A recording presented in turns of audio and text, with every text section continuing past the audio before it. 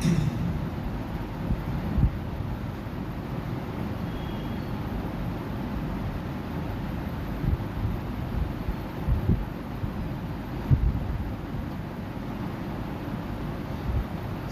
علیکم ورحمۃ اللہ وبرکاتہ۔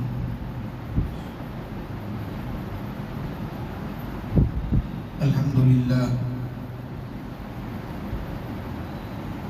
للہ نحمده ونستعینه ونستغفره ونؤمن به ونتوکل علیہ ونعوذ باللہ من شرور انفسنا ومن سیئات اعمالنا،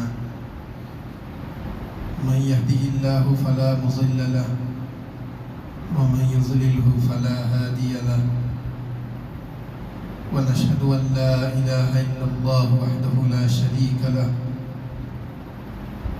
ونشهد أن سيدنا ونبينا ومولانا محمدا عبده ورسوله، أما بعد،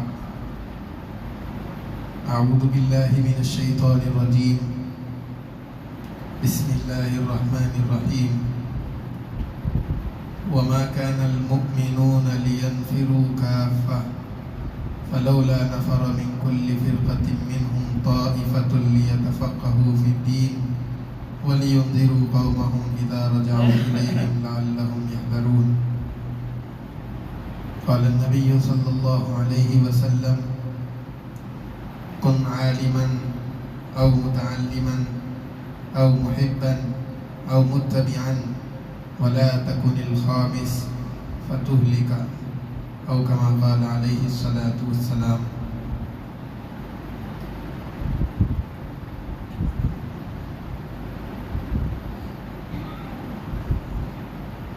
معزز سامعین کرام،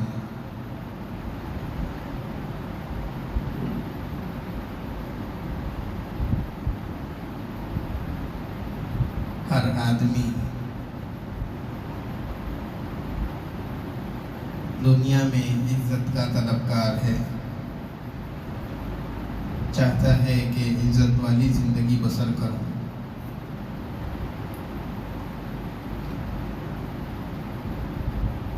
دو چیزوں سے آدمی مقام و عزت حاصل کرنے کی کوشش کرتا ہے۔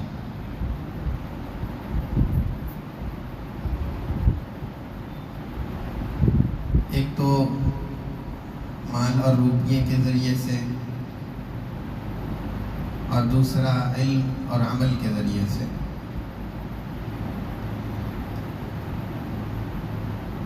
دونوں چیزوں سے آدمی کو مقام حاصل ہوتا ہے، لیکن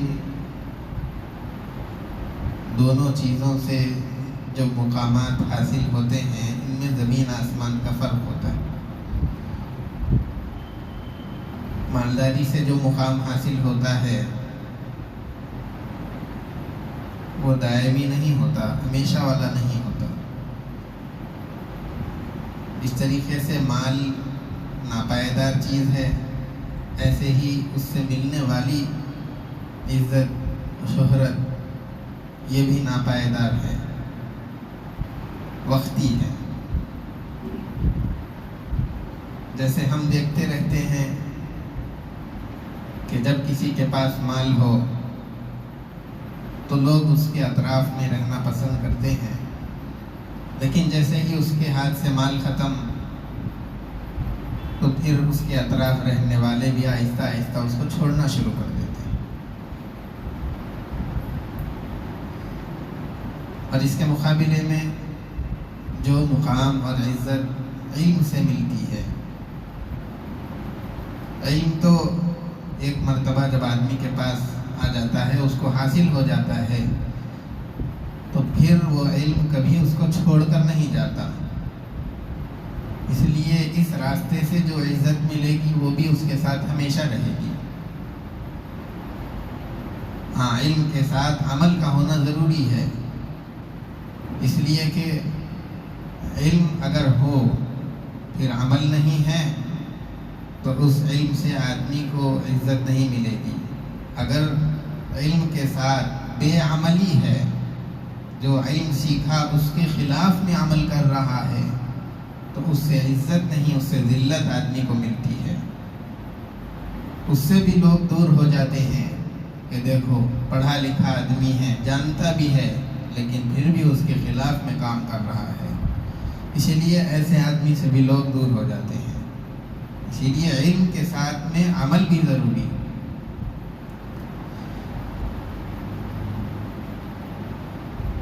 اور مالداری میں اور علم میں، عمل میں بہت سارے فرق علماء نے بتلائے۔ ایک تو یہ کہ یہ علم یہ انبیاء علیہ السلام کی وراثت ہے، جیسے کہ اللہ کے نبی صلی اللہ علیہ وسلم نے اپنے ارشاد میں یہ بات بتائی ہے، وَإِنَّمَا وَرَّثُوا الْعِلْمَ، کہ انبیاء علیہ السلام علم کا وارث بناتے ہیں۔ لَمْ يُوَرِّثُوا دِينَارًا وَلَا دِرْهَمًا، کہ پیغمبران خدا یہ مالداری، دولت، روپیے، پیسے یہ وراثت میں نہیں چھوڑتے، بلکہ ان کی وراثت تو علم ہوا کرتی ہے۔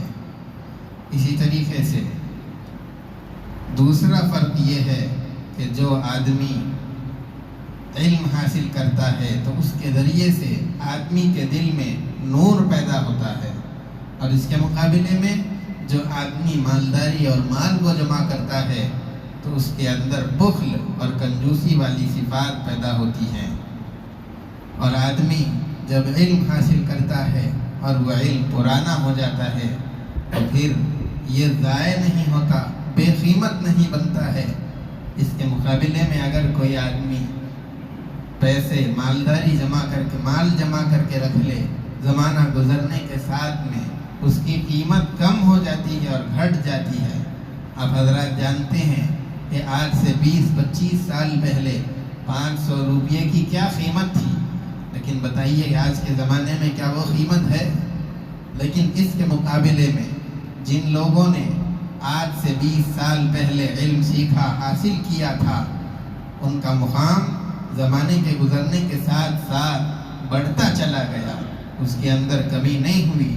پتہ چلا کہ مالداری اور مال وقت کے گزرنے کے ساتھ اس کی قیمت کم ہوتی جاتی ہے اور گھٹتی جاتی ہے۔ اور اسی طریقے سے مال کی حفاظت یہ آدمی کو کرنا پڑتا ہے۔ ہمیشہ اس کو یہ خوف اور یہ خطرہ لگا ہوا رہتا ہے کہ کہیں یہ چوری نہ ہو جائے، کہیں اس کو کوئی اڑا کر نہ لے جائے۔ آدمی علم کے ہونے کے ساتھ علم اس کی حفاظت کرتا ہے۔ آدمی غلط راستے پر قدم رکھنے کی کوشش کرے تو اس کا علم اس کی صحیح رہبری کرتا ہے اور فوراً اس کو متنبہ کر کے بتلا دیتا ہے کہ یہ غلط راستہ ہے جس پر تم قدم اٹھانا چاہتے ہو، اس راستے سے رک جاؤ، یہ دوسرا راستہ صحیح راستہ ہے، اس پر اپنے آپ کو ڈالو، اپنی زندگی اس راستے پر چلاؤ۔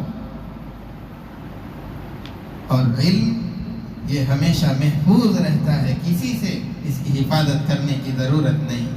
اور بے امن مال اس کی ہمیشہ آدمی کو حفاظت کرتے رہنی پڑے گی، اور ہمیشہ اس کے بارے میں فکر مند اس کو رہنا پڑے گا۔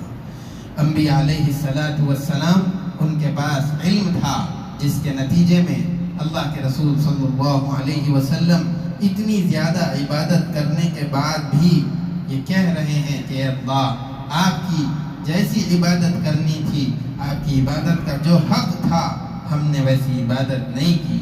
اس کے مقابلے میں جب آدمی کے پاس مال آیا تو قارون اور فرعون کو دیکھیے، مال کی بنیاد پر ہی تو، اور اسی کی بنیاد پر ان لوگوں نے اپنے کو رب قرار دیا اور اپنے لیے مال کی بنیاد پر جنت دنیا کے اندر بنانے کی کوشش کی۔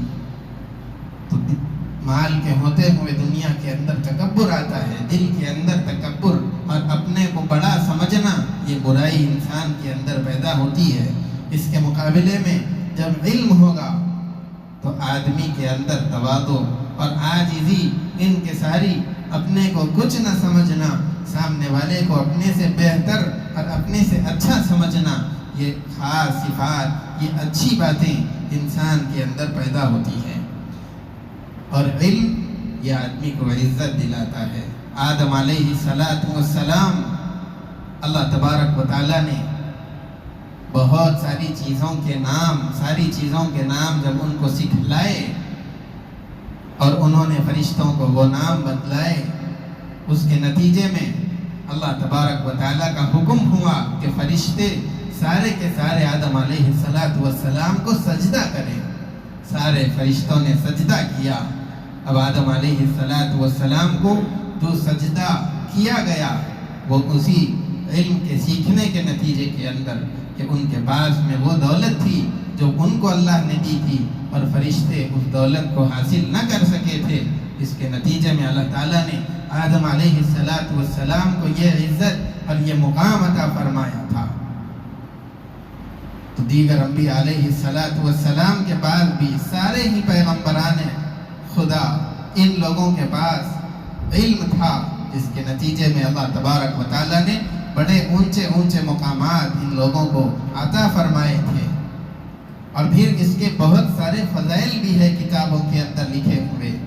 چنانچہ یہ فرمایا اللہ کے رسول صلی اللہ علیہ وسلم نے کہ جب کوئی آدمی طلب علم کی راہ میں چلنے لگتا ہے تو اس کے لیے اللہ تبارک و تعالی جنت کا راستہ آسان کر دیتے ہیں۔ اور ایک روایت میں اللہ کے رسول صلی اللہ علیہ وسلم نے فرمایا کہ جو آدمی علم حاصل کرنے کے لیے چلے اور جب تک وہ اپنے گھر لوٹ کر واپس نہ آ جائے تب تک وہ اللہ کی راہ میں ہوتا ہے، راہ خدا کے اندر چلنے کا ثواب اس آدمی کو ملتا رہتا ہے۔ اسی طریقے سے ایک اور مرتبہ اللہ کے رسول صلی اللہ علیہ وسلم نے فرمایا کہ تم عالم بنو یا سیکھنے والے یا پھر ان لوگوں سے محبت کرنے والے بنو یا پھر ان کی پیروی کرنے والے بنو، اور تم پانچویں نہ بنو ورنہ تم ہلاک ہو جاؤ گے۔ اور پانچواں یہ کہ ان لوگوں سے بغض، ان لوگوں سے دشمنی کرنے والے تم کبھی نہ بنو ورنہ تمہارے لیے ہلاکت مقدر بن جائے گی۔ ایک مرتبہ ایک اللہ والے کسی سے ایک مسئلہ پوچھنے کے لیے، موضوع پر مسا کا جو مسئلہ ہے وہ پوچھنے کے لیے ان کے پاس میں گئے، اور جانے کے بعد میں ان سے پوچھا کہ یہ فلاں مسئلہ میں آپ سے دریافت کرنے کے لیے آیا ہوں۔ انہوں نے بتایا کہ تم کیا صرف اسی نیت سے آئے ہو، کیا یہی تمہارا مقصد ہے؟ انہوں نے کہا کہ میری نیت صرف یہی تھی کہ یہ مسئلہ آپ سے معلوم کر لوں، اور یہی معلوم کرنے کے لیے، اسی مسئلے کا علم حاصل کرنے کے لیے میں آپ کے پاس میں آیا ہوں۔ انہوں نے بتایا کہ جو آدمی اللہ کی راہ میں چلتا ہے تو اس کے اس عمل کو پسند کرتے ہوئے اللہ کے فرشتے اس کے پیروں کے نیچے اپنے پروں کو بچھا دیتے ہیں۔ یہ مقام ایک طالب علم کا ہے، یہ مقام علم کی برکت سے ایک انسان کو اللہ تبارک و تعالی عطا فرماتے ہیں۔ اور صحابہ کرام رضوان اللہ تعالی علیہم اجمعین میں بھی علم کے حاصل کرنے کا شوق اتنا ہی زیادہ تھا۔ اس طرح کی فضائل کی روایات جب صحابہ کرام رضوان اللہ تعالی علیہم اجمعین کے سامنے آئیں، ان لوگوں نے فوراً علم کے حاصل کرنے میں اپنے آپ کو لگایا، اپنے آپ کو جھکایا اور اس راستے پر اپنے آپ کو ہمیشہ چلاتے رہے۔ ایک روایت کے حاصل کرنے کے لیے حضرت عبداللہ ابن عباس رضی اللہ تعالیٰ عنہ کتنے بڑے صحابی ہیں، لیکن جب کبھی ان کو یہ پتہ چلتا کہ فلاں صحابی کے پاس اللہ کے رسول صلی اللہ علیہ وسلم کی ایک حدیث ہے جس کو انہوں نے اللہ کے رسول سے براہ راست سنا اور وہ اس حدیث کو بیان کرتے ہیں تو ان کے گھر چل کر کے جاتے تھے۔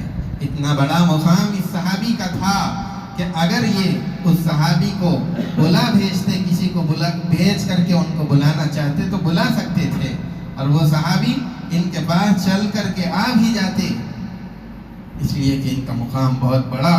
لیکن اس کے باوجود مجھے حدیث سننی ہے، اس لیے میں خود چل کر کے وہاں پر جاؤں گا، جا کر کے ان کے دروازے پر بیٹھ جاتے اور پھر ان کے باہر نکلنے کا انتظار کرتے رہتے۔ جب وہ باہر نکلتے تو ان سے وہ حدیث سن کر کے پھر اپنے گھر واپس تشریف لاتے۔ ایک حدیث کے سننے کا یہ شوق صحابہ کرام رضوان اللہ تعالی علیہم اجمعین کے پاس۔ حضرت جابر رضی اللہ تعالیٰ عنہ ایک مرتبہ ان کو پتہ چلا کہ ملک شام کے اندر ایک صحابی رہتے ہیں اور وہ ایک حدیث بیان کرتے ہیں جس کو ان کے علاوہ دوسرے کسی صحابی نے حضور سے نہیں سنا. وہ اکیلے ہیں جنہوں نے اس حدیث کو حضور سے سنا ہے اور وہ اس حدیث کو بیان کرتے ہیں. انہوں نے اپنی سواری تیار کی، اس پر کجاوا لگایا، اس پر سوار ہو گئے اور ملک شام کا سفر کر کے مدینے سے گئے ہیں. کئی دن اس کے اندر لگے. وہاں پہنچ کر کے اپنی سواری پر بیٹھے بیٹھے ہی ان کو آواز لگائی. اندر سے پوچھا گیا کہ کون ہے؟ انہوں نے بتایا کہ میں جابر ہوں. انہوں نے پوچھا کہ جابر ابن عبداللہ ہے؟ انہوں نے بتایا کہ ہاں میں جابر ابن عبداللہ ہوں. انہوں نے فوراً اپنے منزل پہ سے نیچے اتر کے آ کر ان سے ملاقات کی اور ملاقات کر کے ان سے کہنے لگے کہ اندر آئیے اور کچھ خدمت کا موقع دیجئے. حضرت جابر رضی اللہ تعالیٰ عنہ نے فرمایا کہ نہیں، میں اس لیے یہاں پر سفر کر کے نہیں آیا.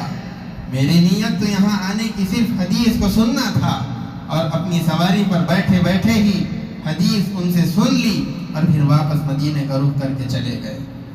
تو ایک حدیث کے سننے کا، حدیثوں کو جمع کرنے کا اور اللہ کے رسول صلی اللہ علیہ وسلم کے ارشادات کو سننے کا اتنا زیادہ شوق، بڑی بڑی مسافتوں کا طے کرنا ان لوگوں کے لیے آسان ہو گیا تھا. اسی طریقے سے حضرت ابو ایوب انصاری رضی اللہ تعالیٰ عنہ نے بھی ایک حدیث کو سننے کے لیے مصر کا سفر کیا تھا مدینے سے لے کر کے، پھر وہ حدیث سن کر کے مدینہ واپس آئے. علم کی اتنی زیادہ فضیلت اور اتنا بڑا مقام اور اس سے حاصل ہونے والی جو عزتیں ہیں وہ آدمی کو بہت اونچائی تک پہنچانے والی ہے. اسی لیے قرآن کریم کے اندر بھی یہ حکم دیا گیا ہے کہ ایک جماعت مسلمانوں میں سے ہونی چاہیے کہ جو علم کے حاصل کرنے کے اندر لگی رہے اور اپنے گھروں سے نکل پڑے اور جب وہ واپس آئے تو یہاں پر رہنے والے سارے لوگوں کو جو کچھ سیکھا ہے اس کے بارے میں بتلائے، ان کو ڈرائے، ان کو سکھلائے. یہ جو باتیں کئی ایک مرتبہ ہم نے سن لی ہے علم کے بارے میں. اس سے پہلے بھی میں نے یہاں سے بات کی تھی اور بتلایا تھا، اس مجلس میں نہیں، اس کے علاوہ دوسری بہت ساری جگہوں پر آپ نے علم کی فضیلت سنی ہے. جو روایات، جو واقعات میں نے ابھی آپ کے سامنے بتائے ہیں، ممکن ہے کہ آپ نے یہاں سے پہلے کئی ایک جگہ پر سن رکھا ہو، لیکن یہ بات خاص طور سے میں اس لیے بتا رہا ہوں کیونکہ آج مسلمانوں کا اپنے دینی مراکز سے، اپنے دینی مدارس سے جو تعلق ہونا چاہیے وہ کمزور ہوتا چلا جا رہا ہے. مسلمان اپنی اولاد کو، اپنی نسل کو مدارس میں داخل کرانے، وہاں کی تعلیم دلانے کے بجائے ہر ایک بچے کو انگریزی تعلیم کی طرف رجوع کرا رہے ہیں.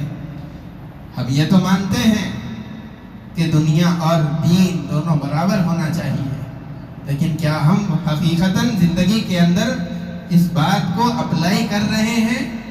اگر ہمارے پاس گھر میں رہنے والے 4 بچے ہیں تو کیا آپ نے 2 بچوں کو انگریزی تعلیم دلا کر 2 بچوں کو مدارس میں داخل کیا؟ نہیں. یہ تو بات صرف کہنے کے لیے رہ گئی ہے کہ دنیا کے ساتھ دین ہونا چاہیے یا دینداری کے ساتھ دنیا داری ضروری ہے. عملاً میدان کے اندر اگر دیکھا جائے تو صرف دنیا داری ہی دنیا داری نظر آئے گی، دینداری کی فکر کسی کے اندر نظر نہیں آ رہی ہے. اپنے مدارس کے ساتھ میں اپنا خود تعلق کمزور ہو گیا اور ہم نے ہی اپنے مراکز کو کمزور کر دیا ہے. آج جتنے مسلمان دشمن طاقتیں ہیں، مسلمان اسلام دشمن ممالک ہیں، ان لوگوں کی صرف ایک ہی فکر ہے کہ یہ جو مسلمان اپنے مدارس کو باقی رکھے ہوئے ہیں، ان مدارس کو ختم کر دینا چاہیے. اور اس مقصد کے پیچھے بہت سارا روپیہ اور ڈالر سب کچھ وہ قربان کر رہے ہیں، خرچ کر رہے ہیں تاکہ وہ اپنے اس مقصد کے اندر کامیاب ہو جائیں. دوسرے ممالک کا تو چھوڑیے، اپنے ہی ملک کی بات کر لیجئے. تھوڑے دن پہلے کیا ہوا آسام کے اندر اور دوسرے اسٹیٹس کے اندر؟ کیا بہت سارے مدارس بند ہوئے کہ نہیں ہوئے؟ کیا اس کے اوپر بلڈوزر چلا کہ نہیں چلا؟ یہ دشمن کی چال اور ان کا مقصد ہے اس لیے کہ ان کو خوب پتہ ہے، بلکہ بہت سارے جو سوامی ہے، ہندو ہے، پنڈت ہے، وہ لوگ خود اپنی زبانوں سے کہہ رہے ہیں کہ جب تک ان مدارس کو بند نہ کیا جائے گا اسلام کو مٹھایا نہیں جا سکتا۔ ان کا مقصد اسلام کو مٹھانا، اور ان کو پتہ ہے کہ جب تک یہ مدارس باقی رہیں گے اسلام مٹے گا نہیں۔ اس لیے کہ اسلام کا نظام اور اسلامی احکامات اور اسلامی تعلیمات جو چل رہی ہیں وہ انہی مدارس کے نتیجے میں چل رہی ہے۔ انہی کے صدقے کے اندر یہ نظام ابھی تک چل رہا ہے۔ مسلمان ابھی تک مسلمان باقی ہے تو انہی مدارس کی وجہ سے، انہی مدارس کی برکت سے۔ اگر یہ مسلمان کو مسلمان باقی نہیں رکھنا ہے، اگر یہ مسلمان کو صرف نام کا مسلمان بنا دینا ہے تو یہ مدارس کو ختم کر دیا جائے۔ طرح طرح کی تدابیر، طرح طرح کے طریقے، طرح طرح کی چالیں اور بل، کئی ایک طرح کے بل ان مدارس کو ختم کرنے کے لیے ایوانوں کے اندر، پارلیمنٹوں کے اندر پاس کیے جا رہے ہیں، تاکہ یہ مسلمان صرف نام کا مسلمان رہ جائے۔ رجسٹروں کے اندر، لسٹوں کے اندر نام مسلمان رہے لیکن سارے کام غیر مسلموں جیسے ہو جائے۔ ایمان کا جو نور ان کے اندر ہے، اسلام کی جو عظمت ان کے اندر ہے، وہ سب ختم کر دی جائے۔ جب دشمن کا اتنا بڑا ارادہ ہے اور وہ اس مقصد کی طرف آہستہ آہستہ اپنے قدموں کو بڑھا رہے ہیں، تو ایک مسلمان اپنے آپ کو ان مدارس سے جوڑنے کے بجائے اپنے رشتے کو بھی ان مدارس سے آہستہ آہستہ توڑتا جا رہا ہے، اپنے مراکز سے دور ہوتا جا رہا ہے، تو گویا کہ وہ عملاً ان دشمنوں کا ساتھ دے رہا ہے اور اپنے عمل سے یہ بتا رہا ہے کہ یہ جو دشمن کر رہے ہیں ہم بھی ان کے اس کام میں برابر کے شریک ہیں۔ اگر آپ اپنے مذہب سے محبت رکھتے ہیں، اپنے اسلامی تعلیمات سے، اپنے دین سے ذری برابر بھی محبت رکھتے ہیں، تو آپ کے گھر کے اندر جو بچے ہیں ان میں سے ایک آدھ کو تو حافظ عالم بنائیے۔ میں صرف حافظ بنانے کی بات نہیں کر رہا، اس لیے کہ حافظ بننے سے آدمی قرآن یاد کر لیتا ہے، لیکن قرآن میں ہے کیا، اس میں کہا کیا گیا ہے، یہ آدمی آگے کی پڑھائی پڑھے بغیر بتا نہیں سکتا۔ صرف زبان، الفاظ اس کو یاد ہو جائیں گے حافظ بننے سے، لیکن ایک آیت کا ترجمہ بھی اس کو پتہ نہیں ہوگا کہ اس آیت میں کہا کیا گیا ہے۔ اسی لیے صرف حافظ بنانے پر اکتفا مت کیجئے۔ امت کے اندر بہت سارے حفاظ تیار ہو رہے ہیں، لیکن علماء کی کمی، مدارس کی طرف ہمارا رجحان کم ہوتا چلا جا رہا ہے۔ آج غریب طبقے کے لوگ تو کچھ نہ کچھ مدارس کے اندر آ رہے ہیں، لیکن جو مالدار طبقہ ہے اس امت کا، ان کے بچے مدارس میں بہت کم داخلہ لیتے ہیں اور بہت کم اپنے دین کی تعلیم کی فکر ان کے ماں باپ کر رہے ہیں۔ آدمی، ماں باپ یہ تو سوچتے ہیں کہ دنیا کے اندر جب یہ بڑا ہو جائے گا تو یہ کس طرح کمائے گا، کیا کھائے گا، کہاں رہے گا، اس کے لیے بچپن ہی سے سارا انتظام کرتے ہیں، اس کے لیے پیسے جمع کرنا شروع کرتے ہیں، اس کی شادی کے لیے روپیہ پیسہ اکٹھا کر کے رکھتے ہیں، اور یہ بڑا ہو کر کے کیا پڑے گا، اس کے لیے سب کچھ انتظامات کر رہے ہیں۔ لیکن کیا آپ نے یہ بھی سوچا کہ یہ جب بڑا ہو جائے گا تو یہ دینداری پر کیسے چلے، یہ جب بڑا ہو جائے گا تو یہ زندگی میں ہمارا سہارا کیسے بنے؟ کیا آپ نے یہ سوچا کہ اس کی آخرت کا کیا ہوگا؟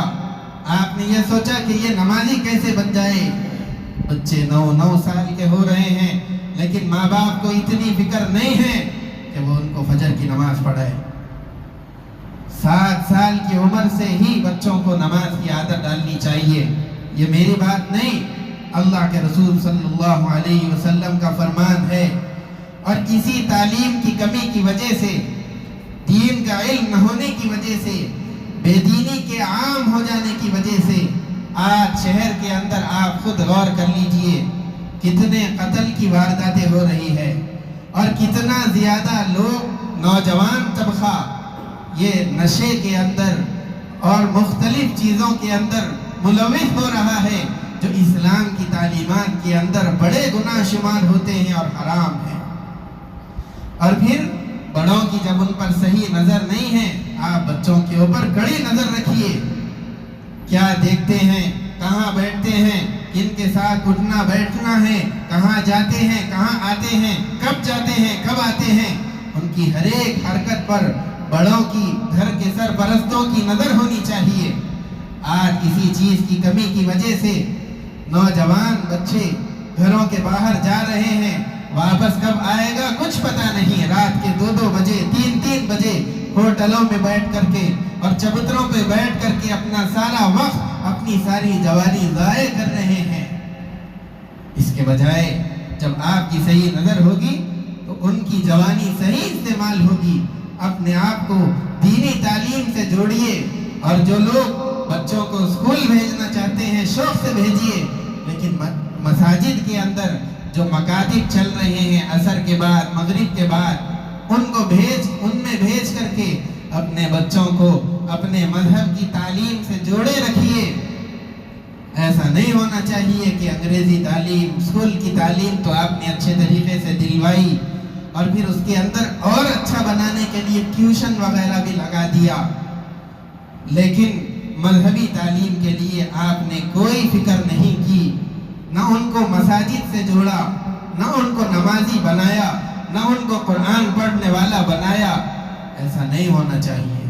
مسلمان ہونے کے ناطے آپ کی ذمہ داری بنتی ہے، نوجوانوں کی بھی ذمہ داری ہے کہ وہ وقت سے پہلے اپنے گھر کے اندر رہے، زیادہ وقت اپنے گھر کے اندر گزارے۔ یہ فتنوں کا دور ہے، اس میں اپنے گھر کے اندر زیادہ وقت گزارے، فضول باہر پھرتے ہوئے یہاں وہاں دوستوں کی چکروں میں اپنا وقت ضائع مت کیجیے۔ اللہ تبارک و تعالیٰ نے آپ کو یہ زندگی دی ہے، اس کو قیمتی بنائیے، اس کو دین کے مطابق گزاریے، شریعت کے مطابق اس کو گزاریے۔ دنیا کے اندر بھی آپ خوش رہیں گے، خوش و خرم زندگی آپ کو نصیب ہوگی، اور آخرت میں بھی آپ کو کامیابی ملے گی، وہاں پر بھی آپ کو سرخرویاں ملیں گی۔ اللہ تبارک و تعالیٰ ہم تمام کو اپنی دینی فکر کرنے کی، اپنی آل اولاد، اپنے نسل کی دینی فکر کرنے کی توفیق عطا فرمائے۔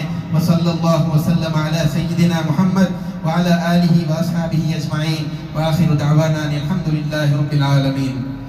جو حضرات سنت نہیں پڑھے سنت پڑھ لیجیے۔